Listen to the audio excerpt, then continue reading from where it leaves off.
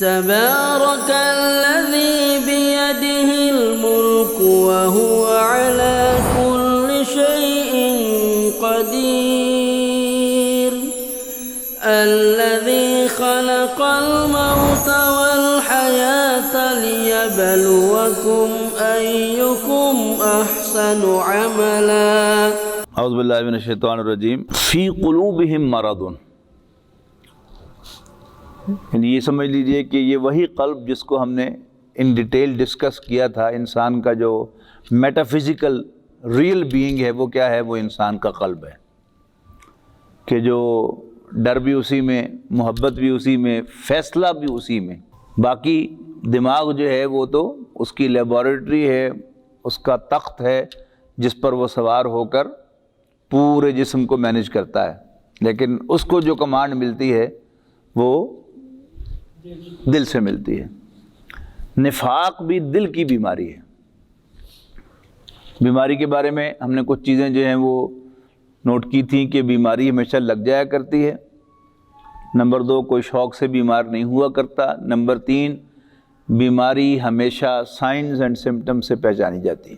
اب نفاق کے سائنز اینڈ سمٹمز جو ہیں، عام طور پر جو مشہور ہیں نفاق کے سائنز اینڈ سمٹمز، اس کی جو علامات ہیں وہ حدیث میں وارد شدہ، یعنی جو سائنز اینڈ سمٹمز ہیں انہی کو کل مانا جاتا ہے. 2 اس میں حدیث ہیں. ایک ہے آیت المنافق ثلاث، اذا حدث کذب و اذا وعد اخلف و اذا اؤتمن خان، کہ جب بات کرے، منافق کی 3 نشانیاں ہیں: بات کرے تو جھوٹ بولے، وعدہ کرے تو وعدہ خلافی کرے، اور اگر اس کے پاس امانت رکھوائی جائے تو اس میں خیانت کرے. ایک دوسری روایت میں 4 ہیں: 4 من کن فیہ کان منافقا خالصا. 4 باتیں جس میں پائی جائیں وہ پکا منافق ہے، اور اگر اس میں ایک صفت پائی جائے تو اس میں نفاق کی ایک صفت پائی جاتی ہے. ان صلی وصام وانہ مومن وزعم انہ مومن، خواہ وہ نماز پڑھتا ہو، روزہ رکھتا ہو، اور یہ غلط فہمی رکھتا ہو، زعم رکھتا ہو کہ وہ مومن ہے، یعنی وہ مومن نہیں، وہ پکا منافق ہے. 3 تو وہی ہیں. چوتھی کیا فرمائی؟ اذا خاصم فجر، کہ جب جھگڑا ہو جائے تو پھر پھٹ پڑے، گالی گلوچ پہ اتر آئے. یہ جو 4 علامات ہیں یہ اصل میں نفاق کی یعنی مختلف جو کیفیات ہیں ان کو ظاہر کرتی ہیں.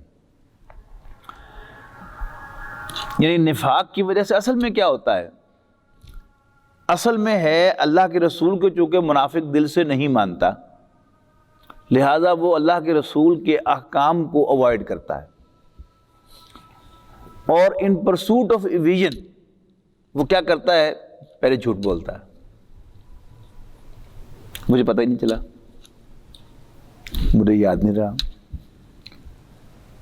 پھر وعدہ کرتا ہے کہ اچھا اگلی دفعہ میں آؤں گا، یا نیکسٹ جو بھی اوکیزن ہوگا اس پہ میں اپنا جان مال خرچ کروں گا. اور سب بیماری جو ہے، یعنی احکام میں بھی سب سے جو اوکھا عمل ہے وہ کیا ہے؟ جان اور مال کا کھپانا منافق کے لیے. کیا کہتا ہے؟ پہلے جھوٹے وعدے کرتا ہے، پھر صرف جھوٹے وعدے پہ بات نہیں بنتی تو پھر جھوٹی قسم کھاتا ہے. اوہو خدا کی قسم میں بھول گیا تھا. اس کے بعد کیا ہوتا ہے کہ کوئی شخص اسے یاد کرا دیتا ہے، وہ کہتا ہے کہ جی وہ خدا کی قسم میں بھول گیا تھا. تو کوئی کہتا ہے یار بھولیا کہتے تھا تو بازار میں لیا تھا میں تو دسیا بھی کہ میں جا رہے ہوتے. اب اس پہ کیا اس کا ریئیکشن کیا ہوتا ہے پتہ ہے؟ اس پر اپنی کوئی ادھر ادھر کی باتیں جو ہے نا، دیکھا تنوی فلانا ٹمکڑا، یعنی جو ہو جائے تو کاروبار کرنا ہے وہ بھی دیکھا، جو تو ہے کرنا ہے وہ کرتا ہے، جو منہ میں آئے گا پھر بک دے گا، حالانکہ اس اصل بات کے ساتھ اس کا کوئی تعلق نہیں ہوتا. یہ ہے خاصما فجرہ. رہی نفاق کی علامات قرآن مجید میں نفاق کا مضمون جو ہے یہ پھیلا ہوا ہے. جیسے قرآن مجید کے باقی مضامین ہیں، قرآن مجید جو ہے یہ چیپٹرز پر مشتمل نہیں ہے، یہ تو آپ کو پتہ ہی ہے. یہ ہدایت کی کتاب ہے اور ہدایت نے اللہ تعالیٰ نے ہدایت اپنے پاس رکھی ہوئی ہے. ملے گی کسے؟ جو قرآن مجید کی ریگولر تلاوت کرے گا ان پرسوٹ آف گائیڈنس. ہدایت اسے ملے گی. کیسے ملے گی؟ اور سائنز اینڈ سمٹمز اسے کیسے پتہ چلیں گے؟ قرآن مجید جو ہے موسٹلی نفاق کے جو سائنز اینڈ سمٹمز ہیں ان کو عبداللہ ابن ابی کے کیریکٹر اور عبداللہ ابن ابی کے اقوال اور اس کی مختلف حرکتوں کے حوالے سے بیان کرتا ہے. مثلا یہی جو یہاں پر دو آئے ہیں کہ وَإِذَا قِيلَ لَهُمْ لَا تُفْسِدُوا فِي الْأَرْضِ قَالُوا إِنَّمَا نَحْنُ مُصْلِحُونَ. یہ تو شاید آیا تھا ذرا بحث کہ نہیں آئی ابھی؟ ہاں یہ ہو گیا تھا نا کہ حضور صلی اللہ علیہ وسلم پر کامنٹ پاس کر دیا. یہ کیا ہے؟ پھر اگلا کامنٹ کہ جو آگے بڑھ کر سچے مومن حضرت ابوبکر جیسے جو آگے بڑھ کر اپنا جان اور مال سب کچھ قربان کرنے کے لیے تیار ہے انہیں پاگل کہتے ہیں. اس پر بھی کہا کہ الا انہم ہم السفہاء، سن لو پاگل یہ خود ہیں لیکن پتہ نہیں ہے.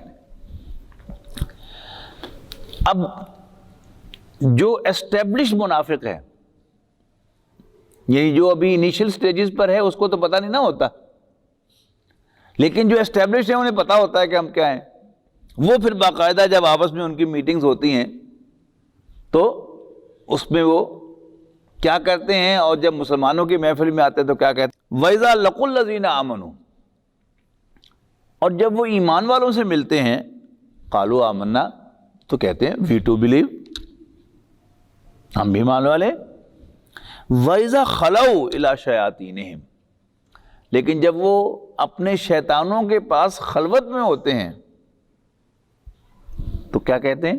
یہ شیطان کون ہے؟ ان کے سردار جو بڑے یعنی یہودی،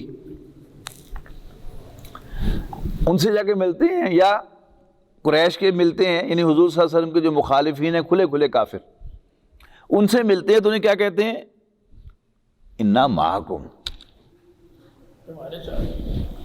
اصل میں ہم تمہارے ساتھ. اور اگر انا کا ترجمہ ضرور یقیناً کرنا ہی ہو تو پھر کیا ہے؟ یقیناً ہم تمہارے ساتھ ہیں. لیکن اصل جو بامحوا ترجمہ کیا ہوگا؟ اصل میں ہم تمہارے ہی ساتھ ہیں. اور انما نحن مستہزئون، ہم تو ذرا ان کے ساتھ دل لگی کرتے ہیں انہیں یہ کہہ کر کہ ہم مسلمان ہیں. تن تو پتہ ہی ہے نا، سمجھ نا؟ یا اس انداز میں یہ بات ہے، تن تو پتہ ہی ہے نا کہ اسی تڑ نال ہے. باقی میں تھوڑا نا شغل ملا کر دے جا کے دل لگی کر دیے. انما نحن مستہزئون. آج کل کے دور میں یہ کون لوگ ہیں جن کو جب یہ جو میٹنگ ہوتی ہے اس وقت تو آپ نے کہا کہ وہ آج کا سیکولر بندہ جب سیکولر مائنڈڈ آدمی داڑھی والے آدمی کے پاس آئے گا تو بڑھیا مسلمانی والی گلاں کر رہا ہوئے گا، اور جب وہ آپس میں بیٹھتے ہیں تو پھر ان کا اصل روپ سامنے آتا ہے. یعنی بڑا نمایاں فرق آپ دیکھ لیں. اردو پریس اس کی آپ کالمز پڑھیں تو اس میں کچھ ڈھکی چھپی باتیں ہیں، لیکن انگریزی پریس میں چلے جائیں جن کو پتا ہے کہ یہ مولوی نے نہیں پڑھنا، وہاں جو ہے ان کا اصل جو ہے خباثت جو ہے ان کی ظاہر ہوتی ہے. کھل کھلا کر کرتے ہیں باتیں. ہے کبھی تجربہ ہوا ہے؟ جی وہ تو دنیا کی الگ انہوں نے بنائی. ہاں وہ تو ایک اور ہی عالم ہے. جی تصویروں میں تو جو فرق ہے سو ہے کالمز کے اندر، یعنی باقاعدہ ہاں ایسے ایسے ایشوز چھیڑتے ہیں. اور حضور صلی اللہ علیہ وسلم کا وہاں تو کھلا کھلا مذاق اڑایا جاتا ہے. یعنی یہاں تو ہے نا کوئی وہ مولوی کو ایک سمبل بنا کر حضور صلی اللہ علیہ وسلم کا مذاق اڑاتا ہے تو مولوی کو سنگل بنا کر جس میں پکڑا نہیں جاتا. اور وہاں پر وہ کھلی کھلی باتیں کر لیتے ہیں، اسلام پر کھل کے تنقید کر لیتے ہیں. ان درمیان میں ان کو مولوی شولوی کو لانے کی ضرورت نہیں پڑتی، اس لیے کہ انہیں پتا ہے کہ اسی آپس ہی ہیں، یہ کسی مولوی نے نہیں پڑھنا. یعنی کوئی دیندار شخص پڑھتا بھی ہے تو جو دیندار شخص کالج میں ایک دفعہ چلا گیا اس کا اندر کا جو ایمان کا ڈنگ ہے وہ مرا ہوا ہے. وہ جو ہے نا، ہم تو سمجھے تھے کہ لائے گی فراغت تعلیم، کیا خبر تھی کہ چلائے گا الہاد بھی ساتھ، کہ یوں قتل سے لڑکوں کے وہ بدنام نہ ہوتا، افسوس کہ فرعون کو کالج کی نہ سوجی۔ اور علامہ اقبال نے گلا تو گھونٹ دیا اہل مدرسہ نے تیرا، کہاں سے آئے صدا لا الہ الا اللہ۔ تو اصل میں یعنی وہ یہ کیا کہنا چاہیے، آزادی رائے اور یعنی حقیقت پسندی، کیا خوبصورت خوبصورت نام جو ہے وہ دیے ہوئے ہیں، کس کے لیے؟ وہ اصل میں دین کا مذاق اڑانے کے لیے، اللہ اور اس کے رسول کا، قرآن مجید کا مذاق اڑانے کے لیے ساری اصطلاحات بنی ہیں۔ اگر ممتاز قادری نے بھی ایم اے کر لیا ہوتا تو کبھی وہ نیکی نہ کماتا جو اس نے کمائی ہے۔ ایف اے کیا ہوتا نا بیچارے نے، وہ بھی شاید ڈڑ کھڑ کے کیتا ہونا۔ اگر زیادہ ذہین ہوتا اور وہ اس علم میں ان ہو جاتا تو پھر آگے ایم اے نہ کر لیتا ہو۔ کیوں وہ یعنی سپاہی بھرتی ہوا؟ اس لیے کہ بس نہیں تھا اس کے اندر وہ صلاحیت۔ اگر وہ صلاحیت ہوتی اور واقعتاً وہ علم جو ہے وہ سیکولر علم جو ہے اس کے اندر سرایت کر جاتا تو پھر اس میں وہ جو غیرت تھی رسول اللہ صلی اللہ علیہ وسلم کی جس کا اس نے مظاہرہ کیا ہے وہ باقی کبھی نہ رہتی اس کے اندر۔ تو قرآن مجید نے اصل کیریکٹر بیان کر دیے ہوئے ہیں، لیکن وہ اب کیریکٹر جو ہے وہ اس کا مصداق کون ہے یہ آپ کو ڈھونڈنا پڑتا ہے۔ دانشور جسے کہتے ہیں نا، یہ خاص سوچ کا نام ہے۔ اصل جو سیکولر ذہن ہے وہ ہے جس کو دانش کا نام دیا گیا، علم کا نام دیا گیا۔ اچھا، عجیب عجیب کہانیاں ہیں، یعنی ہمارے نارمز بدل دیے۔ اب ریسرچ کیا ہے؟ یہ ایک پکھنڈ ہے، اور ریسرچ کیا ہے کہ ہر چیز ود ریفرنس جو آئے، کوئی ایک لفظ بھی آپ کا بغیر ریفرنس کے نہ آئے۔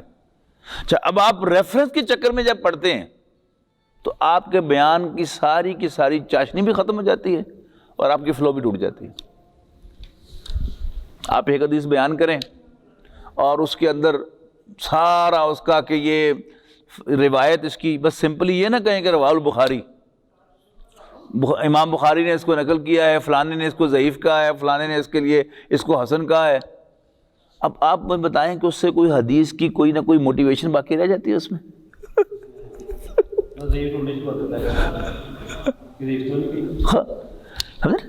اصل بات کیا ہے؟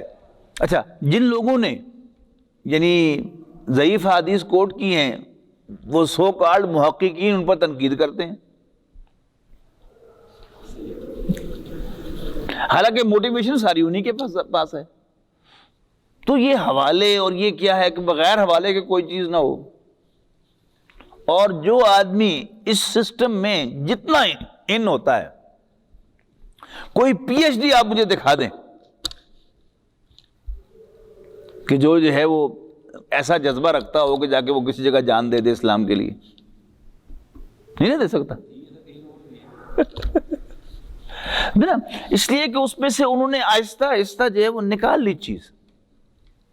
وہ روح محمد جسے اقبال نے کہا تھا نا کہ یہ فاقہ کش کے موت سے ڈرتا نہیں رہا، ذرا روح محمد اس کے بدن سے نکال دو صلی اللہ علیہ وسلم۔ یعنی وہ حضور صلی اللہ علیہ وسلم پر ایمان، وہی ہے نا نفاق کو ان کا یعنی ایمان نام کا رہ جائے لیکن اندر سے وہ جو روح ہے، روح محمد کی، وہ نکل جائے، اسی کا نام نفاق ہے۔ تو کیسے خوبصورتی سے انہوں نے نکالا، یعنی اس کے ورشن دیکھیں نا کہ جب بھی اسلام پر حملہ ہوگا یاد رکھیے گا وہ حملہ ہمیشہ رسالت پر ہوگا۔ دین الہی آیا، what was that؟ میرے خدا کا دین، کون نکلا تھا اس میں سے؟ کیسی صفائی سے نکلا، ٹھیک ہے نا، یعنی وہ بھی نکل گئے وہاں سے، ٹھیک ہے نا۔ اچھا، پھر مزے کی بات کیا ہے، یہ کیسے کیسے رنگ بدل کے آتا ہے اور کس طرح آتا ہے۔ یعنی حضور صلی اللہ علیہ وسلم کی حدیث، آپ کی سنت، اس کی چیمپئن بن کے آئے اہل حدیث، لیکن ان کے چکر کیسے آ گیا، ان کو چکر ایسے آ گیا کہ انہوں نے اسلام کو دین توحید بنا کے پیش کر دیا، حالانکہ اسلام دین توحید نہیں ہے، دین محمد ہے صلی اللہ علیہ وسلم۔ یہودی کتنے موحد ہیں، بٹ کافر کیوں ہیں؟ یعنی ہمارے کلمے کے جو دو جز ہیں، لا الہ الا اللہ محمد رسول اللہ، اگر اس کو بھی آپ یعنی کنڈینس کریں، شارٹ لسٹ کریں، تو وہ کیا ہے؟ محمد رسول اللہ۔ لیکن یعنی میجورٹی جو ہے، آپ پورا سروے سارے دنیا کے مسلمانوں کو کر کے دیکھ لیں، 1.5-2 بلین ہے نا، 1.5-2 بلین ہے مسلمان۔ میں نہیں سمجھتا کہ آپ کو 1 لاکھ آدمی بھی ایسا ملے ان سب میں کہ جو آپ کو ایک لفظ میں آپ اس کو تعریف پوچھیں اسلام کی، جو کہے کہ اسلام جو ہے وہ محمد رسول اللہ ہے۔ کوئی کہے گا؟ نہیں، نکل گیا نا۔ یعنی وہ اصل چیز جو تھی وہ غائب ہو گئی اور ہمیں پتہ ہی نہیں چلا۔ ٹھیک ہے، یعنی حدیث کو پروموٹ کیا اہل حدیث حضرات نے، بڑا اچھا کام کیا۔ اچھا، اور شرک جو حضور صلی اللہ علیہ وسلم کے حوالے سے ہو رہا تھا، اس کو روکنا چاہیے تھا صرف، لیکن حضور صلی اللہ علیہ وسلم کو نہیں نکالنا چاہیے تھا بیچ میں سے، لیکن غیر ارادی طور پر نکل گیا، ان کو پتہ ہی نہیں چلا۔ یعنی پھر اسی میں کیا ہوا کہ بہت سے ہمارے اہل حدیث علماء نے انفارچونیٹلی کیا طریقہ پکڑا کہ ان کی ہر تقریر میں اور کچھ بیان ہو یا نہ ہو،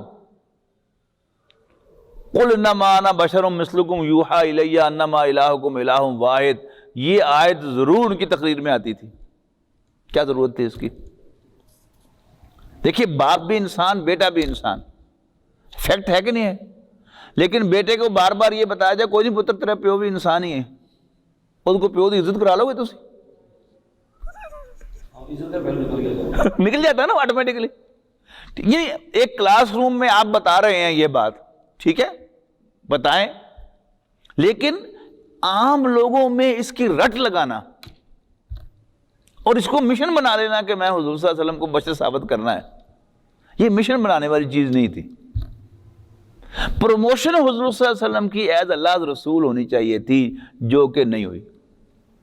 یعنی بریلویوں نے بھی وہ پروموشن چھوڑ دی، وہ نور کے پروموشن میں ہو گئے، اور اہل حدیث جو ہے وہ بشر کے پروموشن میں ہو گئے، اور حضور صلی اللہ علیہ وسلم کی جو اصل حیثیت تھی وہ تو کیا تھی؟ محمد رسول اللہ۔ نہ اس نے ذکر کیا، نہ اس نے ذکر کیا۔ اللہ اللہ خیر صلاح۔ سر اس میں کوشچن ہے جی ٹیڑھا سا ہے، جی، سوری، بسم اللہ بسم اللہ۔ یہ کہ اللہ تعالیٰ نے یہ جو ہمارے اتنے فقہ بننے ہیں، اگر اس کو آپ کہہ رہے ہیں کہ یہ کوئی مینول نہیں ہے، یا وہ پہلے آپ کیا یوز کیا تھا کہ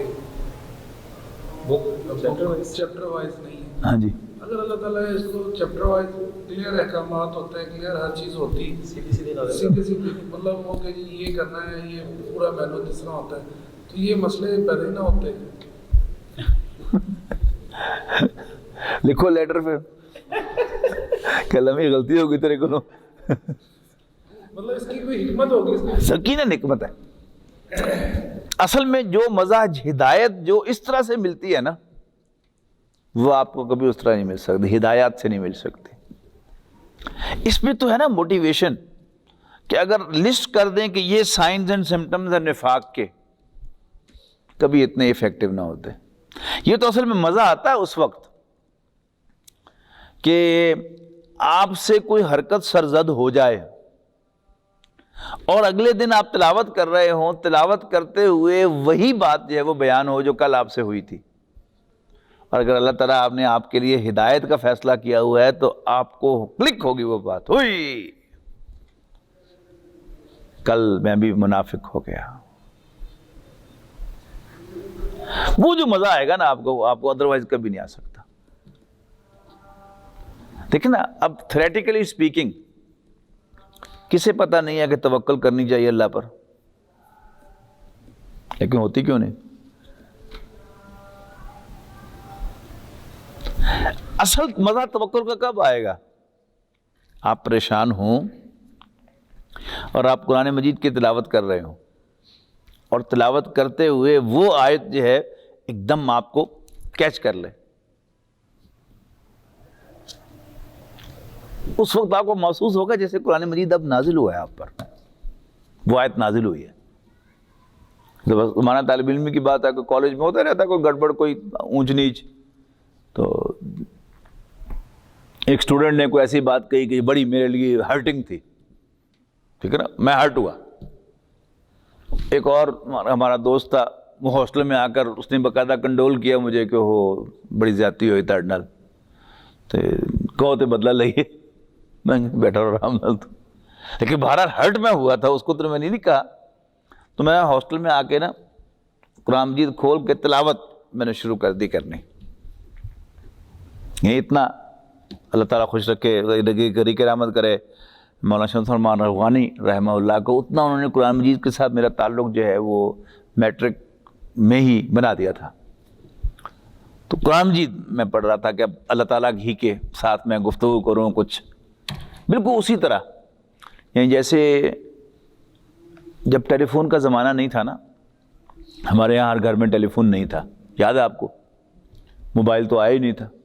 یعنی پورے محلے میں ایک کدے گھر کو لینڈ لائن کا فون ہوتا سی، تو سارے نے اتنے ریکویسٹ کر کے جا کے بجلی کا کمپلینٹ بھی کرنی ہوئے تو گھر جا کے بوا کھڑکا کے کرنی پہنتی ہوتی سی. اب کوئی آدمی جو یہاں سے FRCS کرنے کے لیے MRCP کرنے کے لیے کوئی ڈاکٹر گیا ہوا ہے، 6 مہینے کے بعد وہ امتحان دیتا تھا اور فیل ہو جاتا تھا. ہے وہ نیک، شراب نہیں پیتا، ڈسکو بھی نہیں جاتا، اور کسی ایسے ریموٹ ایریا میں وہ اس کی پوسٹنگ ہوتی تھی کہ جہاں اور کوئی مسلمان نہیں، پورے ولیج میں وہی ایک مسلمان ہے. اب جب وہ فیل ہوتا تھا تو کیا کرتا تھا؟ اپنے کمرے میں آتا تھا اور اپنے بچوں کی، والدین کی، بیوی کی تصویریں اور خط نکال کر وہ انہیں پڑھتا تھا، دیکھتا تھا. تو had the sense of belonging کہ میں اکیلا نہیں ہوں، یہ میری بوڑھی ماں ہے کہ جو میرے لیے دعائیں کر رہی ہے، یہ میری بیوی ہے، یہ میرے بچے ہیں، یہ میرے منتظر ہیں. خط پڑھتا تھا، کچھ آنسو بھی بہاتا تھا ساتھ، لیکن خط پڑھتے ہوئے سے محسوس ہوتا تھا کہ میں ان کے ساتھ میں وہ گفتگو ہوں، they are talking to me, تو اس سے اس کو سکون ملتا تھا. تو یہی مولانا شمس الرحمان افغانی نے رحمہ اللہ یہ بات جو ہے وہ میرے دل میں بٹھائی تھی کہ قرآن مجید کی تلاوت جو ہے اللہ تعالیٰ سے ہم کلامی کا ذریعہ ہے. تو I started reciting from the Quran. تلاوت کرتے کرتے نا ورلڈ کا الٹا نا یوں میں نے تو ایسے محسوس ہوا جیسے کوئی لفظ رہ گیا ہے پیچھے، ہوتا نا بعض اوقات. واپس آیا. اب عام تلاوت کرتے ہوئے اگرچہ الحمدللہ عربی اس وقت بھی مجھے وہ 8ویں تک پڑھی ہوئی تھی، 6ٹھی سے 8ویں تک اتنی آتی تھی کہ مجھے 50-70% قرآن مجید جو ہے وہ سمجھ میں آتا تھا. خاص طور پر مدنی قرآن تو سمجھ میں آ ہی جاتا ہے، تھوڑی سی عربی آتی ہو تو. لیکن جب میں واپس آیا، پہلے یعنی تلاوت کرتے ہوئے اٹینشن نہیں تھی، لیکن واپس آیا تو وہ اٹینشن بھی ہوئی. اور وہ آیت کیا تھی؟ وَتَوَكَّلْ عَلَى اللَّهِ وَكَفَى بِاللَّهِ وَكِيلًا. اللہ پر بھروسہ کر، اللہ کافی ہے کارساز. میں نے بند کر دیا قرآن شریف، مسئلہ حل ہو گیا. اب یعنی اس پڑھنے کا جو مزہ آیا ہے وہ نہ کبھی پہلے آیا نہ کبھی بعد میں آیا. بارہا دفعہ ہوتا ہے زندگی. ٹھیک ہے نا. تو اصل جو قرآن مجید کی ہدایت ہے وہ تو تلاوت کے اندر ہے کہ جب آپ تلاوت کر رہے ہوں. کیوں؟ مجھے کتنی دفعہ آخرت کی یاد دہانی کی ضرورت ہے، اور کتنی دفعہ ایمان باللہ کی یاد دہانی کی ضرورت ہے، اور کتنی دفعہ مجھے نوح علیہ السلام کا واقعہ سنا کر موٹیویٹ کرنے کی ضرورت ہے، اور کتنی دفعہ موسیٰ علیہ السلام کی کہانی کی ضرورت ہے. یہ اللہ سے زیادہ کوئی نہیں جانتا. اللہ تعالیٰ کو میری نیڈ کا پتہ ہے، لہذا اس نے جو مضامین ریپیٹ کی ہیں بار بار وہ اس اپنے ایبسولوٹ علم کے مطابق کیے ہیں. لہذا یہی صحیح ہے کہ یعنی بظاہر کہنے کو کہانی جو وہ سنائی جا رہی ہے.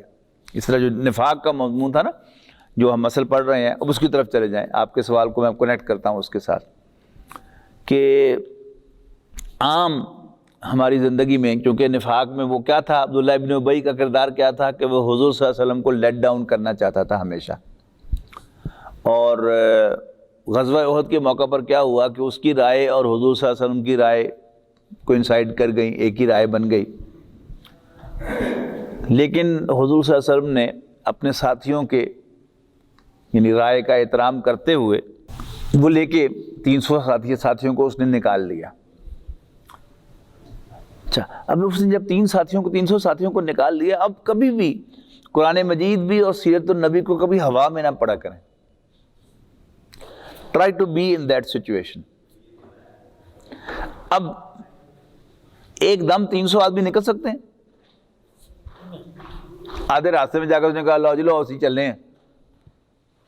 لابنگ کی ہوگی اس نے،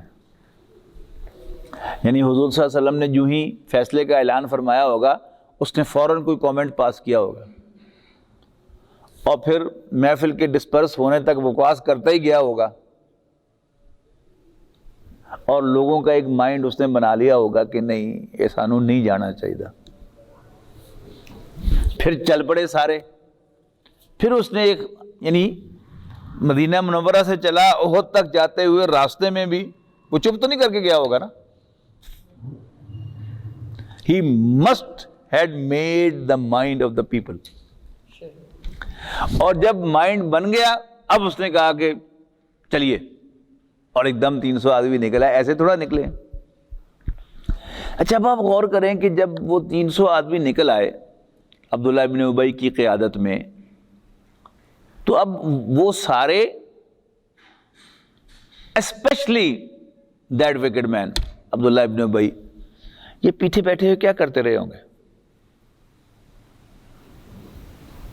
ضرور سوچنا چاہیے آپ کو. سیرت النبی آپ تبھی سمجھ سکتے ہیں، قرآن مجید آپ کی سمجھ میں تبھی آئے گا. یعنی فار دا ٹائم بینگ آپ جائیں اس سچویشن میں. یعنی میں نہیں کہتا کہ منافق بنے، مطلب کیا ہے کہ ہماری زندگی میں ایسے واقعات آتے ہیں. یاد رکھیے کہ جب بھی آپ کی مرضی کے خلاف کوئی فیصلہ ہوگا کسی آرگنائزیشن میں،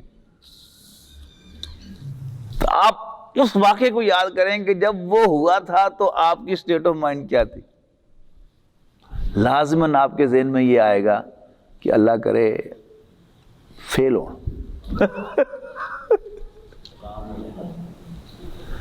اللہ کرے انہیں ناکامی کا سامنا کرنا پڑے. اور اگر کوئی انسیڈنٹلی ایسا ہو جائے تو اس کے ہونے کے بعد جو اگلی میٹنگ ہوگی اس میں آپ کیسے ریئیکٹ کریں گے؟ جی نہیں، ہاں یہ ہے اصل بات. کیا نہیں سی ساڈی جو مننی ہوندی تو اج اے دن نہ دیکھنا پہنتا. ایگزیکٹلی یہی ہے، پڑھنے کے لائق ہے قرآن مجید میں سورہ آل عمران میں اس کے الفاظ اس بدبخت کے. یقولون کہتے ہیں لو کان لنا من الامر شیء، اگر فیصلے میں ہمارا بھی کوئی عمل دخل ہوتا، ما قتلنا ہاہنا، تو یہاں آج ہم ڈھیر نہ ہوتے، تو آج یہاں قتل نہ ہوتے. اور مزید کیا کیا اس نے؟ کہنے لگا یقولون حل لنا من الامر من شیء، کہتے ہیں فیصلوں میں ہمارا بھی کوئی عمل دخل ہے یا نہیں، یا اللہ کے رسول یعنی بٹوین دا لائن کیا ہے، اللہ کے رسول من مانیاں ہی کرتے رہیں گے یا ساڈی بھی کوئی سنی جائے گی. اچھا آپ نوٹ کریں کہ when you will be in such a situation آپ ایگزیکٹلی یہی الفاظ اور یہی ایکسپریشن اور انہی فیلنگ کے ساتھ نہیں ہوں گے. اچھا اب ایک جب آپ کو اگر آپ کسی اسلامک آرگنائزیشن میں بالفعل شریک ہوں گے تو پھر تو آپ ان آیات کو صحیح معنوں میں انجوائے کر سکیں گے. لیکن سمجھنے کی حد تک آپ یعنی جو بھی ہیں آپ ظاہر زندگی میں من مانی تو نہیں ہوتی. اچھا اب یہ چیزیں جو ہیں یہ ایڈریس کیسے ہوتی ہیں؟ کتابیں پڑھا کے نہیں ہوتی، علم سے نہیں ہوتی، یہ اسٹرائک کرنے سے ہوتی ہیں. یہ طریقہ تھا رسول اللہ صلی اللہ علیہ وسلم کا بھی، قرآن مجید کا بھی یہی طریقہ ہے، اور صوفیاء کرام کا بھی یہی طریقہ تھا. ایک صوفی بزرگ نے اپنے مرید کو خلافت دی کہ اب تم بھی بیعت لے سکتے ہو، ٹریننگ ہوگی تمہاری مکمل، اس کو خلافت کہتے ہیں ان کی زبان میں، کہ اب تم بھی بیعت لے سکتے ہو۔ تو جیسے عام ایک روٹین ہوتی ہے نا کہ اس موقع پر جی بڑا اہم اوکیزن ہے تو کوئی نصیحت بھی کر دے، تو اس نے بھی نصیحت مانگ لی مرشد صاحب سے کہ جی مجھے کوئی نصیحت بھی کر دیں۔ تو انہوں نے، جیسے آپ نے کہا نا کہ بہت ہی آڈ بات، تو انہوں نے بڑی آڈ نصیحت کر دی۔ انہوں نے فرمایا کہ بیٹا خدا نہ بننا اور رسول نہ بننا۔ تو ایک دم حیران ہو کے کہتا ہے حضرت میں آپ کی تربیت میں رہا ہوں، تو آپ کیا سمجھتے ہیں کہ میری اتنی بھی تربیت نہیں ہوئی کہ میں کبھی کل کو خدائی کا دعویٰ کر دوں گا یا نبوت کا دعویٰ کر دوں گا؟ میں نے کہا نہیں، میں نہیں بیٹا، یہ نہیں کہا، میں نے تو یہ کہا ہے کہ کبھی یہ نہ سمجھنا کہ جو چاہو ہو جائے، اس لیے کہ یہ صرف اللہ کی شان ہے۔ سمجھے نا؟ اور اس معاملے میں ہم سارے ہی خدائی کے دعوے کرتے رہتے ہیں، ڈونٹ وی؟ کہ کبھی یہ نہ سمجھنا کہ جو چاہو وہ ہو جائے، اس لیے کہ یہ صرف اللہ کی شان ہے کہ وہ جو چاہتا ہے کرتا ہے، اللہ کے سوا اور کوئی نہیں جو اس شان کا حامل ہو کہ وہ جو چاہے وہ ہو جائے۔ اور کبھی نہ چاہنا، کبھی نہ سمجھنا کہ سارے لوگ تمہارا کہنا مانیں، اس لیے کہ مطلق اطاعت صرف اللہ کے رسول کا حق ہے۔ اب یہ کیا ہے؟ یعنی پہلے انہوں نے ایک بات کہی، اس پر یعنی وہ مرید جو تھا اس کی تربیت مکمل ہو چکی ہوئی تھی، یعنی تھیوریٹیکل جو ساری تربیت تھی وہ ہو چکی ہوئی تھی، لیکن اب کیا تھا، انہوں نے ایک پریکٹیکل تربیت اس سے کی اور فیل ہو گیا اس میں، جب انہوں نے کہا کہ خدا نہ بننا نہیں پا سکا۔ اسی طرح ایک استاد تھے،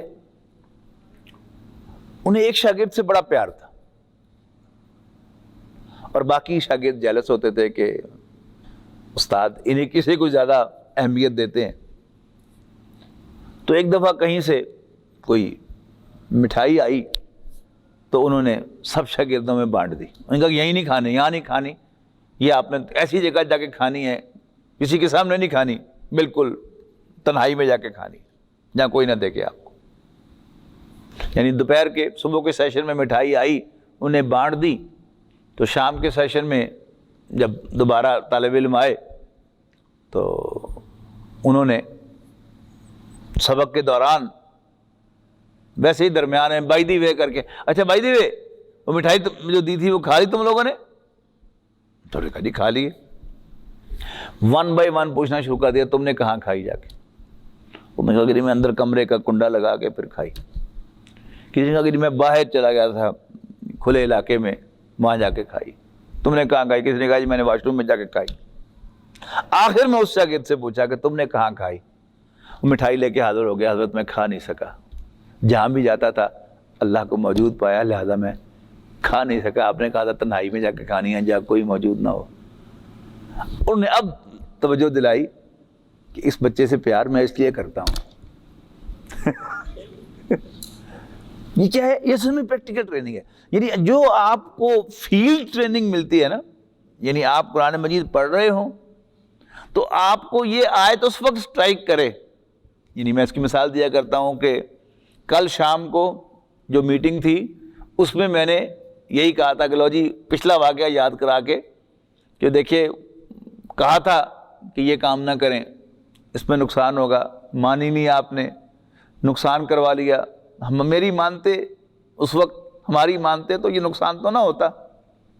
اور جب یعنی وہ بیک فٹ پہ چلا جاتا ہے صدر یا امیر جس کے ہاتھ میں فیصلے کا اختیار ہے، تو پھر آپ آہستہ سے دوسری بات بھی کہتے ہیں کہ اب ہمیں یہ بات جو ہے وہ طے کر لینی چاہیے کہ آئندہ فیصلے جو ہیں وہ کثرت رائے سے ہوا کریں گے، امیر کے پاس فیصلے کا اختیار نہیں ہوگا۔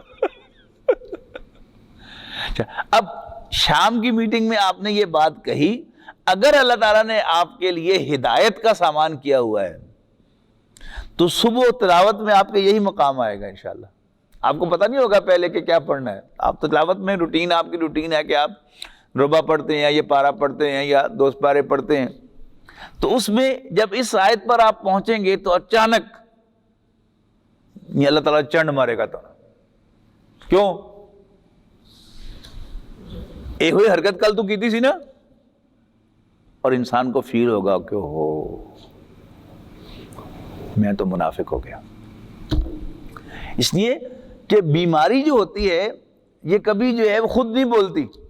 یعنی ڈاکٹر اسٹیتھوسکوپ لگا کے دیکھتا ہے تو بیماری کا نہیں آ رہا ہوتا کہ اس کو ٹی بی نہیں کی آواز نہیں آتی. اس میں کیا ہے, یعنی خاص قسم کی وہ سینے سے آواز جو آ رہی ہے اس سے پتا چلتا ہے کہ اس کو ٹی بی ہے.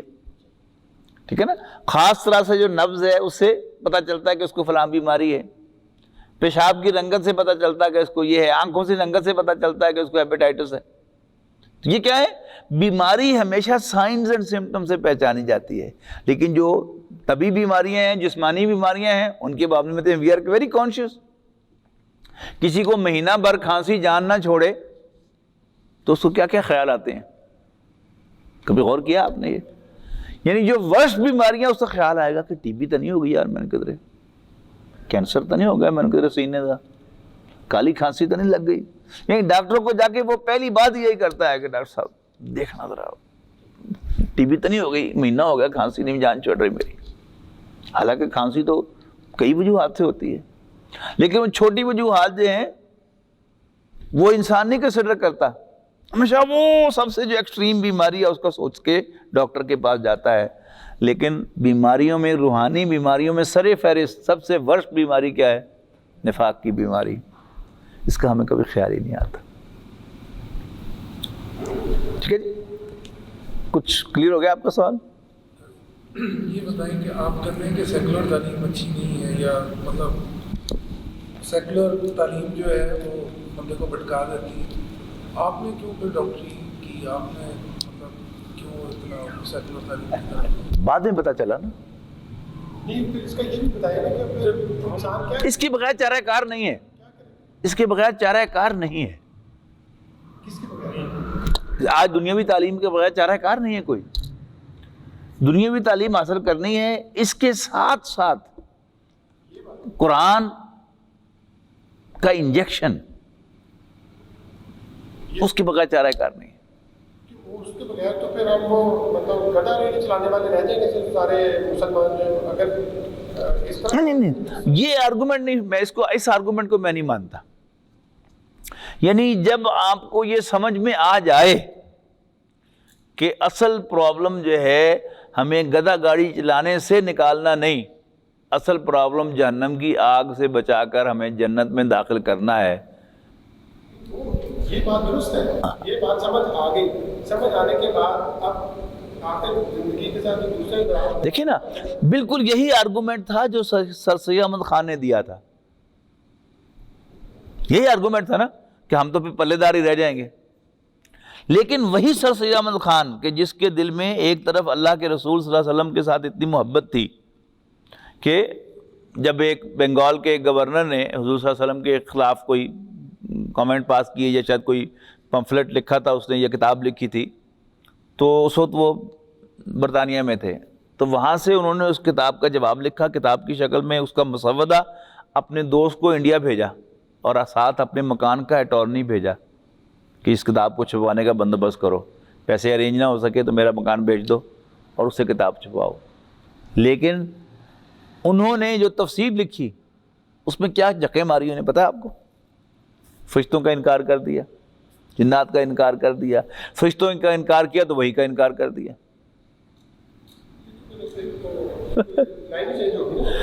وہی ہے نا کہ جب یہ یعنی مادی علم اندر چلا گیا اور وہ سمجھ میں آ گیا. ایک تو ہے نا کہ ایک آدمی نے صرف امتحان پاس کرنے کے لیے رٹا وٹا لگا کے کیا, وہ اندر داخل نہیں ہے, وہ بچ جاتا ہے. اس کا وکٹم انٹیلیجنٹ آدمی بنتا ہے کہ جو اس علم کو سمجھ کے پڑھتا ہے. جب سمجھ آ گئی تو اندر چلا گیا وہ, ورنہ تو اوپر اوپر ہی رہا نا. سمجھ آ گئی تو اندر چلا گیا, اندر چلا گیا تو پھر اللہ ہی بچاتا ہے, تو انسان بچتا ہے, ورنہ نہیں بچتا. طالبان صحیح کر رہے ہیں, وہ اسکولوں کو اڑا رہے ہیں. اسی نہیں, یہ اسکولوں کو یہ اڑا رہے ہیں, یہ تو پتہ نہیں کون ہے کون نہیں ہے. اصل طالبان تو اصل میں وہ ہے نا، یہ تو پاکستانی طالبان کا کیا تعلق طالبان کے ساتھ؟ طالبان تو وہ اس لیے کہلاتے ہیں کہ وہ طالب علم تھے، یعنی ملا عمر جو تھے انہوں نے دورہ حدیث نہیں کیا ہوتا، اس لیے ان کو ملا کہتے ہیں۔ مولوی اس کو کہتے ہیں جس نے پوری درس نظامی کی تعلیم مکمل کی ہو، ملا اس کو کہتے ہیں افغانستان میں کہ جس نے یعنی آدھی تعلیم کی ہو، موقوفاً علیہ پڑھے ہیں لیکن درس نظامی نہیں، یہ جو دورہ حدیث نہیں کیا تھا، معلوم تعلیم مکمل نہیں تھی۔ تو اصل اکثر جو ہیں ان میں سے ملا ہیں، تو یہ طلباء تھے کہ جنہوں نے پوری یہ تحریک چلائی۔ اور پھر یہ ہے کہ بہرحال انہوں نے جو ثبوت دیا ہے استقامت کا کہ امریکہ اپنے سارے الائز کے ساتھ حملہ آور ہو کر بے عزت ہو کر وہاں سے نکل رہا ہے کہ نکل رہا، ثابت کیا کہ وی ٹرسٹ ان اللہ۔ یہ سوچ ہے اب سارا افغانستان تباہ ہو گیا، پاکستان برباد ہو گیا، ہم ابھی بھی اس کے اوپر نہیں ہو رہے کہ ہم یہی سمجھ رہے ہیں کہ امریکہ وہاں سے بے عزت ہو گیا۔ نہیں، امریکہ کیا کس بیس کے اوپر یہ وہ انہوں نے جنگ کی؟ ٹھیک ہے، اپنے جذبے کے اوپر، اپنی طاقت کے بل کے اوپر ایک حد تک تو وہ کر سکتے ہیں، لیکن جب وہ اوپر سے آ کے فضا سے وہ بمباری کر کے چلے جاتے ہیں، نہیں چلے گئے نا، لیکن اس کے باوجود couldn't they survive؟ یعنی کتنا صحیح فیصلہ، کوئی انہوں نے کسی ملٹری ٹریننگ اکیڈمی میں ٹریننگ نہیں لی ہوئی تھی انہوں نے، لیکن صحیح فیصلہ کیا، پہلے اڑے اپنی بات پر کہ جی مہمان کو گھر سے نکالنا یہ ہماری روایت نہیں ہے۔ مولویوں نے فتویٰ دے دیا کہ یس، اگر کہہ دیا جائے اسامہ بن لادن کو کہ وہ چلا جائے تو اس میں شرعی لحاظ سے کوئی بات نہیں ہے، لیکن انہوں نے کہا یہ ہماری یہ یعنی روایت کے خلاف ہے مہمان کو نکالنا، ہم نہیں نکالیں گے۔ وہ تو بہانہ تھا، مہمان تو بہانہ تھا۔ اسٹیٹ بھی تو اپنے اندر پیدا کرنی چاہیے نا کہ ہم اس چیز کوئی نہیں ہو جو بندہ ایک بات کہہ رہا ہے اس کو وہ پورا بھی کر سکیں۔ یہ پوری کی نا انہوں نے اسٹریٹجی بدل لی کہ انڈر گراؤنڈ چلے گئے اور اس کے بعد گریلا وار سے انہوں نے نکالا ہے اس کو، امریکہ کو نکال رہے ہیں۔ اسامہ بن لادن بھی مارا گیا، افغانستان تباہ ہو گیا، اور یعنی اب وہ اس کا جو پہلے ایک تھوڑا اگر سلسلہ چلتا رہتا تو شاید فیوچر میں پاکستان کی سپورٹ کے ساتھ کچھ ایک وہاں پہ ایک نظام بنتا، لیکن اب تو بالکل ہی وہ ایک کئی پاپس آ گئی، اچھا بدل گیا۔ نہیں، وہ بڑے اچھے جا رہے تھے، ویسے تو ان کی گورنمنٹ جتنی اچھی وہ جا رہی تھی، ہاں، اسی سے تکلیف ہوئی۔ لیکن سر بات کے کام ہونا چاہیے تھا نا، وہی آ گیا بیچ میں سے۔ نہیں، اصل میں دیکھیے نا جی، آپ کہتے ہیں نا وہ کبھی دنیا میں ہوا ہی نہیں پاکستان کی تاریخ پورا کہ وہ حکمت چلے ٹریننگ پوری ہو پاؤ ہوتی نہیں، ہمیشہ اس وقت کمزور رہا ہے، کمزور شکست دی ہے۔ 60 آدمی 2 لاکھ سے لڑ پڑے گئے، وہ بھی کہاں گئے؟ اگر دیکھا جائے تو پاکستان نے بھی کیا حاصل کر لیا، کیا کر دیا پتھر کے دور میں پہنچ گیا، اوپر سے کیا سے کر دیا، چھوٹے سے کر دیا، تو کن پیسوں سے تاریخ بتائے گی نا شرف بھیجنا۔ آپ صلی اللہ علیہ وسلم نے ایک اس طرح کے ماحول کے اندر دعوت اور تبلیغ کا کام شروع کیا جہاں پہ ہر طرف ہی مخالفت تھی، اور اتنے ظلم و جبر کے باوجود وہ میرا خیال ہے کہ یہ جو اللہ تعالیٰ کی طرف سے ایک جو وحی نازل ہوتی تھی، علم جو دیا جاتا ہے، اس کے ساتھ ساتھ ایک حکمت بھی تھی کہ اتنے لوگ مسلمان ہو گئے۔ میری سمجھ میں آئی تھی کہ بات نہیں آتی کہ اتنے ایک ایسے ماحول کے اندر کتنے تھے مسلمان ہوئے تھے آغاز میں باقی زندگی میں؟ چند سو، منیمم فگر لیس دین 100 کی ہے۔ 13 سال کی محنت شاقہ، حضور صلی اللہ علیہ وسلم جیسا دائی، سپورٹڈ بائی ابو بکر رضی اللہ تعالیٰ عنہ، اور پھر اس کے بعد حضرت عمر، حضرت حمزہ، 5-6 نبی میں تو یہ بھی آ گئے تھے، حضرت عثمان، حضرت علی، طلحہ، زبیر، سعید ابن زید، ایک سے ایک بڑھ کر، ہم تو ان کے پاؤں کی خاک بھی نہیں ہیں، لیکن اچیومنٹ کیا تھی یہ۔ اچھا، اور یہ بھی آپ حکمت کی بات کرتے ہیں نا، دانائی کی بات، اور ہیومن دانائی کی بات کریں نا آپ، حضور صلی اللہ علیہ وسلم کی ہیومن وزڈم کیا کہتی تھی؟ حضور صلی اللہ علیہ وسلم کی ہیومن وزڈم سوچنے بھی لگتی تھی نا کہ کوئی اسٹریٹجی بنائیں، اور اسٹریٹجی کیا تھی؟ وہ ایک قبائلی نظام تھا، اور جب تک ٹرائبل چیفز آپ کے ساتھ نہیں تو یو آر نتھنگ۔ لیکن حضور صلی اللہ علیہ وسلم سوچنے بھی لگتے تھے نا کہ ان کو تھوڑی سی ایکسٹرا لفٹی کرا دی جائے تو پھر ڈانٹ آ جاتی تھی قرآن مجید ہے کہ نہیں پتا؟ سورہ عبس کیا ہے؟ اور سورہ بس تو ایک ہے نا. قرآن مجید میں آپ کو سورہ انعام میں یہ مضمون ملے گا, سورہ ہجر میں یہ مضمون ملے گا, سورہ کہف میں یہ مضمون ملے گا. خبردار خبردار, لا تطرد الذین آمنوا, مت پیچھے ہٹاؤ ایمان والوں کو. ٹھیک ہے نا. حضرت نوح علیہ السلام کی کہانی کیا سنائی؟ تو ان سے یہی تقاضا کر کیا تھا ان کے سرداروں نے, ہاں تمہارا واز تو اچھا ہوتا ہے, جی بھی چاہتا ہے کہ ہم جا کے سنیں, لیکن ہمارے کمی کاری جو تمہارے پاس چودھری بن کے بیٹھے ہوئے ہوتے ہیں, ان کے ساتھ بیٹھ کر ہمارے لیے بات سننا ممکن نہیں, ان کو نکالو. تو پھر قرآن مجید نے کوٹ کیا حضرت نوح علیہ السلام کا یہ فرمان کہ نہیں, میں تمہارے لیے ان کو نکال نہیں سکتا, I'm sorry. اب اسٹریٹجی کے یہ خلاف تھا. حضور صلی اللہ علیہ وسلم کی بھی اسٹریٹجی یہی تھی. اور وہ انٹلیکچوئل بدماش جو تھا ولید بن مغیرہ, وہ کیا کردار تھا؟ وہ ایک ٹپیکل کردار ہے, یعنی پیسے والا بھی تھا اور پڑھا لکھا بھی تھا. وہ آگے حضور صلی اللہ علیہ وسلم سے ملاقاتیں کرتا کیونکہ انٹلیکچوئل تھا. قرآن مجید کی جو ہے نا لٹریری ویلیو, اس سے وہ بہت زیادہ متاثر تھا, اور چھپ چھپ کے آگے قرآن مجید سنتا تھا, بہانوں سے آگے حضور سے آگے مل بھی لیتا تھا, آگے گپ شپ بھی لگا لیتا تھا, اور حضور صلی اللہ علیہ وسلم کو بغیر فیس کے مشورے بھی دیتا تھا کہ آپ بھی تو اصل میں حد کرتے ہیں نا, جو باتیں سرداروں کو اریٹیٹ کرنے والی ہیں آپ نے نہ کہا کریں. تو اب ہمارے لیے تو بڑا آسان ہے نا کہ ہم مغرب کی نماز میں کھڑے ہو کے تبت یدا ابی لہب پڑھ دیں, جہاں وہ بدبخت زندہ موجود تھا اور وہاں مغرب کی نماز میں تبت یدا ابی لہب پڑھی جا رہی ہو, تو کیا قیامت آتی ہوگی وہاں پر. لیکن رسول اللہ صلی اللہ علیہ وسلم was not allowed. ان کو لفٹ نہیں کرانی تم نے, اور نتیجہ کیا نکلا؟ نتیجہ کیا نکلا؟ آفٹر آل حضور صلی اللہ علیہ وسلم کو وہاں سے نکلنا پڑا کہ نکلنا پڑا. یہ آپشن قبول کرنے کی اجازت دی ہے, لیکن کمپرومائز کرنے کی اجازت نہیں تھی. اعتدال پسند نہیں چاہیے جی, اعتدال پسند ہی نہیں, بس آپ اس کو ایکسٹریمزم کہیں, جو مرضی کہہ لیں. دین جو ہے وہ جو یہی راستہ دکھاتا ہے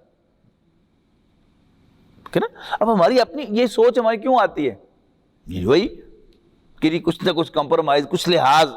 مقصد کیا ہے کہ ہمارا کاروبار بچ جائے, ہمارا سٹیٹس بچ جائے, ہاں جی ہماری گاڑی بچ جائے, کہ ریڑھی پہ نہ بیٹھنا پڑے. یہی ہے نا لے دے کر. جبکہ دین کیا کہتا ہے؟ یہ زندگی نہیں ہے, اصل زندگی نہیں ہے. ان دار الاخرۃ لہی الحیوان, یقیناً آخرت کی زندگی جو ہے وہ اصل زندگی ہے, اس کو پرسو کرو. یہاں بھوکے بھی رہو, نو پرابلم. اب دیکھیں نا, وہ 3 سال کا جو مقاطعہ ہوا ہے رسول اللہ صلی اللہ علیہ وسلم کے ساتھ, بلکہ حضور کے ساتھ مقاطعہ نہیں ہوا, پورے بنو ہاشم کے ساتھ ہوا ہے. وہ کیوں ہوا؟ کہ ابو طالب نے ایک ideal head of the family کا کردار ادا کیا. اب سینسیبل اپروچ ہمارا, جو انورٹڈ کاماز میں کہہ رہا ہوں, سینسیبل اپروچ کیا تھی کہ وہ حضور صلی اللہ علیہ وسلم کا ساتھ چھوڑ دیتا تو سارے اس نے پورے بنو ہاشم کے پورے کو پورے خاندان کو بھوکا مروا دیا اس نے 3 سال تک. تو اب ہمارے لحاظ سے تو وہ سینسیبل اپروچ نہیں تھی. تو اصل میں ہمارے جو پیمانے بدل دیے نا, سوچ کے پیمانے بدل دیے اس نظام تعلیم نے آ کے. ہماری سوچ ہی اور ہے, اس کا اسلام کے ساتھ کوئی تعلق نہیں. اب قرآن مجید جو ہے وہ ہم پڑھیں گے, سیرت النبی پڑھیں گے ساتھ, تو پھر اللہ تعالیٰ سے دعا کریں گے ہدایت کی کہ اللہ ہمیں سیدھا راستہ دکھا. تو پھر انشاءاللہ ہماری سوچ بدلے گی اور ہمیں گائیڈنس ملے گی, اور اللہ تعالیٰ پھر ہمیں راستے سجھائے گا. آسان نہیں ہے کام, لیکن اگر دوبارہ ہم اسلام کو زندہ کرنا چاہتے ہیں تو انہی ویلیوز پر زندہ ہوگا. سیکولر ویلیوز پر زندہ ہوا تو بیکار ہے. اثر نو, یعنی ہمیں مار کھانی پڑے گی, مسئلے سائڈ پہ رکھنی پڑیں گی. ٹھیک ہے نا. ہم کوئی دھرنا دیں گے اس اللہ کے دین کی شریعت کے لیے تو ہمیں اس طرح سے ویلکم نہیں کیا جائے گا, تحفظ نہیں کوئی ملے گا. بالکل ٹھیک ہے نا. تو وہ انہوں نے کیا کیا تھا بیچاریوں نے, وہ جو لال مسجد والی عورتیں تھیں, بے حیائی کو جا کے روکا تھا نا، لیکن کیا حشر کیا ان کا، کیا حشر کیا ان کا، باوجود اس کے کہ وہ عورتیں تھیں۔ یہاں تو کہنے کو انہوں نے عورتیں سامنے لے گئے تھے اس لیے ان کے خلاف ایکشن نہیں ہو سکا کہ جو عورتوں کو سامنے کیا ہوا تھا تو وہاں عورتیں نہیں تھیں۔ تو اور ہے قرآن مجید کی فلو میں جب ہم آئیں گے تو پھر اور ہی چیز نظر آئے گی، ٹھیک ہے نا۔ اصل میں حلال و حرام کی بحث سب نہیں، اللہ تعالیٰ غریق رحمت کرے حافظ احمد یار صاحب ہمارے استاد جو تھے عربی کے، رزق حلال عام تقریریں ہم سنتے ہی رہتے ہیں، کسب حلال کی، رزق حلال کی۔ ایک وہ سیمینار میں قرآن اکیڈمی میں انہوں نے رزق حلال پر خطاب کیا، کمال ہی کرتی۔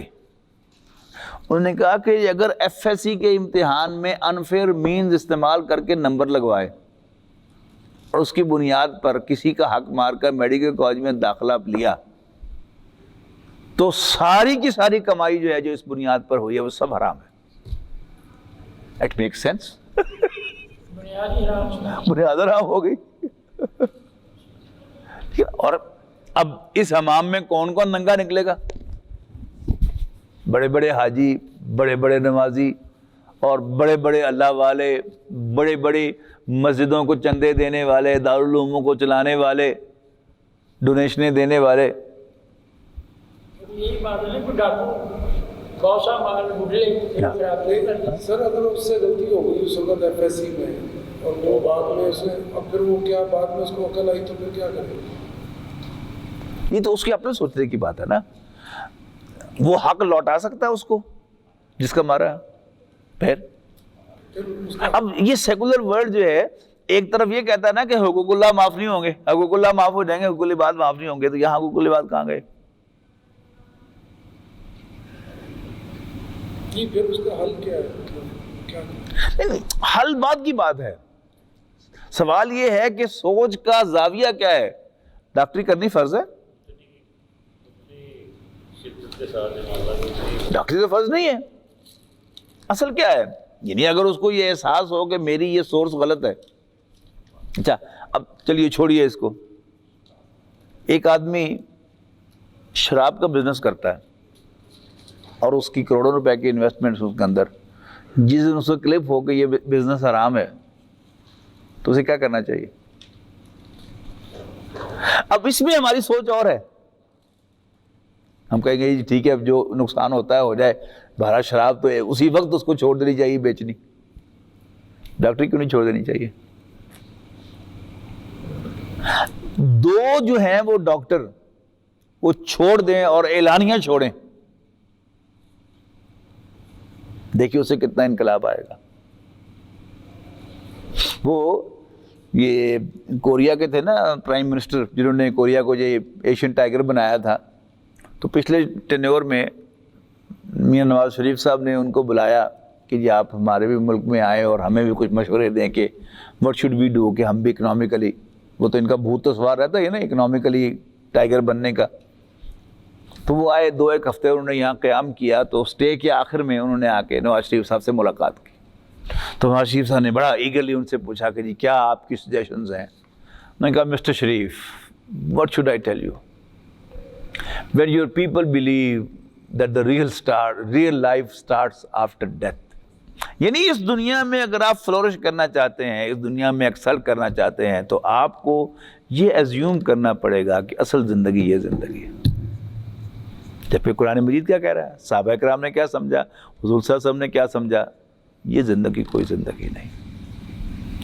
یہاں کی کامیابی، اصل یہاں سب سے بڑی کامیابی کیا ہے؟ شہادت۔ یعنی اس دنیا میں سب سے کامیاب کون ہے؟ شہید فی سبیل اللہ۔ یعنی اس کو ہم علیحدہ رکھتے ہیں، لیکن پھر پنالا وہیں کا وہیں، اگر ہم یہ نہیں کرتے تو ہم پھر ریڈی چلانے والے بن جاتے ہیں۔ بن جائے جی، لیکن اس نے دنیا تو قربان کر دی نا اپنی، سوال تو یہ ہے، لیکن اس کا تعلق کس کے ساتھ ہے؟ اصل اس یقین کے ساتھ کہ اصل زندگی وہ زندگی ہے۔ جب تک آپ کو وہ یقین نہیں ہے آپ قربانی کبھی نہیں دے سکتے۔ دونوں چیزیں ساتھ ہی مل سکتی ہیں، اس کے کہنے سے یا یہ ہے راستہ یا وہ ہے؟ کیا وہ ہے راستہ؟ کوئی دجال کے متعلق جو کہا گیا کہ لیکن بچے کا سر کوئی بہت سارے صحابہ جو تھے وہ ان کے پاس اتنا مال تھا، مطلب اللہ تعالیٰ دے دے بس لے لیں. لیکن آپ یہ نہیں کہہ سکتے کہ مالدار صحابہ نے حضور صلی اللہ علیہ وسلم کے ہاتھ پر بیعت الموت نہیں کی تھی حدیبیہ میں. وہ تو کی تھی کہ نہیں 1400 صحابہ نے. لیکن جی مال بھی دیا، یہی قربان کرنے کے لیے تیار ہے. That's all. یعنی اصل میں ان کو کیا چاہیے؟ اصل میں وہ چاہیے یہ اللہ تعالیٰ دے دے تو ٹھیک ہے. حضرت ابوبکر صدیق رضی اللہ تعالیٰ عنہ نے یعنی وہ غزوہ تبوک کے موقع پر سارا کچھ دے دیا تو کیا وہ کنگال تو نہیں ہو گئے تھے؟ اللہ نے اور دے دیا. بزنس میں تو آپ تو خود ماشاءاللہ بزنس مین ہیں تو آپ کو تو پتہ ہے کہ بزنس میں یوں بھی ہوتا ہے یوں بھی ہوتا ہے، پھر اوپر آتا ہے پھر نیچے جاتا ہے، یہ ہوتا رہتا ہے. یہ تو بہت سی چیزیں جو ہے نا وہ اس نظام نے آ کر یعنی ہماری ویلیوز بدل دی. تعلیم حاصل کرو، تعلیم حاصل کرو کس لیے؟ نوکری کرنے کے لیے. نہیں دنیا کا فائدہ جو اس کا بدل دیا، یعنی اس کا ریفرنس ہی بدل دیا نوکری کرنے کے لیے. حالانکہ جو مسنون کیا ہے اکنامک سورس؟ بزنس. بزنس میں آپ کیا ہوتے ہیں؟ آپ انڈیپینڈنٹ ہوتے ہیں. If you are a businessman آپ کے پاس اختیار ہے کہ آپ اپنے بزنس کو ایکسپینڈ کریں یا محدود رکھیں کہ ٹھیک ہے مجھے ریزنیبلی مل رہا ہے تو اب مجھے باقی وقت جو ہے وہ دین کا علم حاصل کرنے کے لیے یا دین کو پھیلانے کے لیے یا دین کی خدمت میں لگانا چاہیے. لیکن اگر آپ ملازم ہیں تو آپ آزاد ہیں ہی نہیں، بدھے ہوئے ہیں آپ اپنے امپلائر کے ساتھ. اچھا پھر ویلیوز کیا ہوئی؟ دن بدن جو کسی دیسی آدمی کا ملازم ہے وہ سمجھتا ہے مزہ نہیں آیا نوکری دا. کس کی تلاش میں ہے وہ؟ گورے کی نوکری. نام ذرا خوبصورت آ گیا ملٹی نیشنل کمپنی، لیکن مطلب اس کا کیا ہے؟ گورے کی نوکری. یہ چیز جو ہے یہ تو اللہ تعالیٰ جب کسی کے حق میں ہدایت کا فیصلہ کر لے تو اس کو مل جاتی ہے. یعنی انسان اپنی کوشش سے پتہ نہیں حاصل کر سکتا. امام ابو حنیفہ جو ہے وہ کاروبار کرتے تھے اور جب اللہ تعالیٰ نے ان کا رخ پھیرنا تھا تو ایک دم سے کاروبار بڑا اچھا چلتے چلتے ایک دم انہوں نے وہ ہاں اس کے بعد کیا. لیکن بہرحال he was extraordinary intelligent man کہ بہت آگے نکل گئے اس میں. سمجھ اللہ تعالیٰ نے اتنی دی تھی ان کو. انوالو تھے نا، لیکن جب سمجھ میں آیا ان کو کہ اصل یہ ہے. جب اللہ تعالیٰ نے فیصلہ کر دیا کہ ان کو اس طرف چلا نہیں اصل میں اللہ تعالیٰ کا یہ فیصلہ، اللہ زیادہ ظالم نہیں ہے کہ میں اللہ کی طرف رجوع کروں اللہ مجھے دھکا دے دے، ایسا کبھی نہیں ہوگا. یاد رکھیں اللہ یہ فیور تو کرتا ہے اپنے بندوں پر کہ کوئی آدمی جو ہے وہ اس کی طرف رخ نہ کر رہا ہو تو اس کو آؤٹ آف گریس جو ہے وہ ادھر موڑ دے، جیسے تمہر کو موڑ دیا. لیکن ساتھ ہی اس کا فیصلہ ہے اللہ یجتبی الیہ من یشاء ویہدی الیہ من ینیب.